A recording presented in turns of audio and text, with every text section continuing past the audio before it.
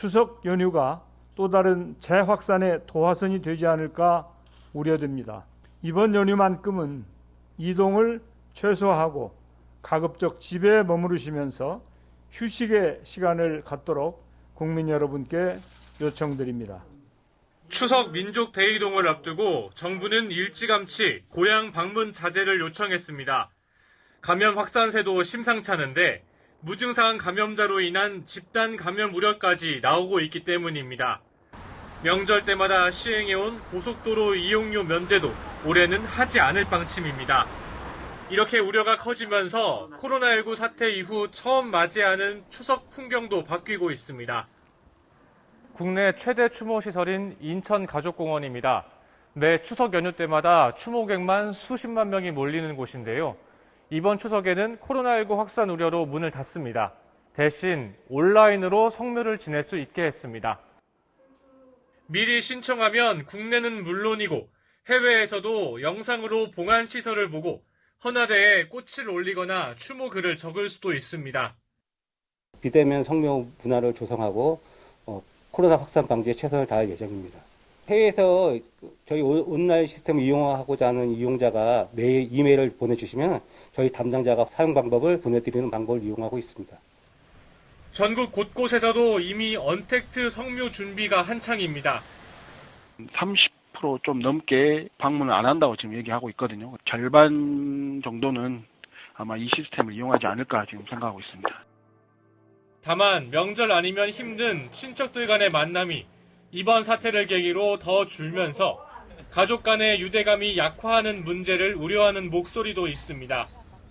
언택트 사회가 계속 흘러가게 되고 그리고 그 가족 간의 유대감이 이제 얇아지게 되면은 그 갈등의 폭은 조그마한 갈등으로 인해 가지고 금방 이제 폭파가 될 수 있는 가능성이 높기 때문에 전문가들은 몸은 떨어져도 마음은 멀어지지 않도록 서로 이해하고 소통하는 노력이 필요하다고 강조합니다.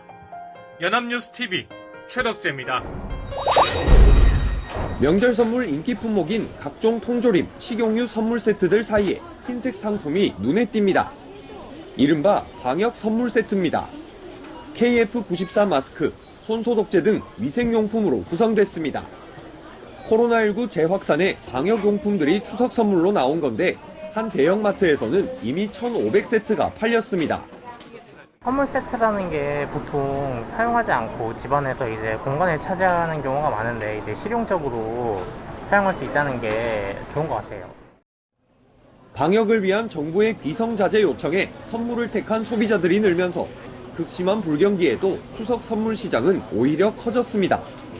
주요 백화점들의 추석 선물 예약 판매 매출은 지난해에 비해 증가폭이 최고 60%에 달합니다. 사회적 거리두기에 매장을 찾는 손님들이 줄자 온라인 전용 추석 선물 세트 물량을 지난해보다 70% 늘린 한 백화점은 이들 온라인 전용 세트가 지난해에 1.5배나 팔렸습니다. 집에서 온라인으로 이뤄지는 비대면 쇼핑 수요가 커지며 선물 선호도도 달라졌습니다. 한 온라인 쇼핑몰이 이용자 3,000명을 상대로 설문한 결과 응답자 절반이 가장 받고 싶은 선물로 온라인 쇼핑용 모바일 상품권, 기프티콘 같은 이 쿠폰을 꼽았습니다. 외출을 삼가다 보니 일회성 상품 대신 정기적으로 배달받을 수 있는 이른바 구독경제 상품들도 선물 세트 시장에 등장했습니다. 한 백화점은 축산, 과일 상품들을 다달이 받을 수 있는 상품을 내놨습니다. 기양하는 고객님들이 줄어들 것으로 예상하고 또 모이는 고객님 집에 모이는 사람들이 적어지니까 작은 용량으로 여러 번에 나누어서 원하는 때에 나중에 찾아가실 수 있게끔. 유통업계는 또 부정청탁금지법상 선물 상한액이 농축산물에 한해 20만 원으로 2배가 되자 이 금액대 상품도 늘리고 나섰습니다. 코로나19는 오랫동안 이어져 온 명절과 선물의 풍속도도 이렇게 바꿔놓고 있습니다. 연합뉴스 TV 이동훈입니다. 1년 전 추석을 앞둔 서울 망원시장 모습입니다. 추석 장보기에 나선 인파가 몰려 발 디딜 틈이 없었습니다. 마스크를 쓴 사람은 한 명도 찾기 어렵습니다. 코로나19가 얼마나 많은 일상을 바꿨는지를 보여주는 한 장면입니다. 1년이 지난 지금 추석을 앞두고 있는 건 같아도 분위기는 많이 다릅니다. 코로나19 확산으로 이곳을 찾는 발걸음은 급격히 줄었는데요. 대목을 앞두고도 걱정에 빠진 상인들을 만나보겠습니다. 동네 사람들 갖고는 이제 매상이 많이 떨어지죠. 보통 아무리 못해도 한 20-30% 이상은 빠지는 거죠. 110년 전통을 자랑하는 서울 광장시장의 상황은 더욱 심각합니다. 점심시간이지만 시장 안엔 손님은 드물고 상인들 목소리만 가득합니다. 일찌감치 명절 대목을 포기하고 휴가를 떠난 점포도 있습니다.